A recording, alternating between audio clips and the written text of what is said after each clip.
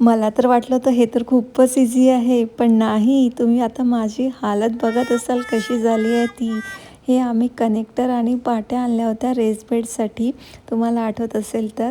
आणि हे कनेक्टर आणि पाट्या जोडायला अगदी फक्त 10 मिनिटं लागली, कारण ते खूपच ईझी आहे. तर 4x6चा रेस बेड तयार करायला आम्हाला फक्त 10 मिनिटं लागली. पण या डोंगरावरून 20 बकेट अशा मातीच्या आणायला जी हालत खराब झाली ती सांगायला नको. आणि जवळपास झाडांच्या काड्या होत्या त्याही आम्ही याच्यात टाकल्या आणि हा वीड बॅरियरचा कपडा इथे मिळतो ते पण आम्ही याच्यात लावून घेतलं, कारण थोडं वीड पण यायला नको. आणि त्यानंतर आम्ही हे मल्च टाकतो आहे.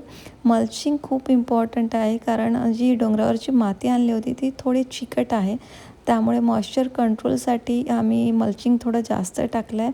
त्यानंतर ही छान मी व्यवस्थित पसरवून घेतली आणि त्यात आम्ही टाकलं raised bed soil. Raised bed soil इथे विकत मिळतं, त्याच्या 2-3 बॅग्स मी टाकल्या आणि आता हे मस्त असंच ठेवून देणार आहे काही दिवस, ज्यामुळे ते पावसाने छान सेट होईल. आणि त्याच्यावर पुन्हा मला टॉप सॉईल पण टाकायची आहे, त्यानंतर ते झाडं लावायला रेडी होईल.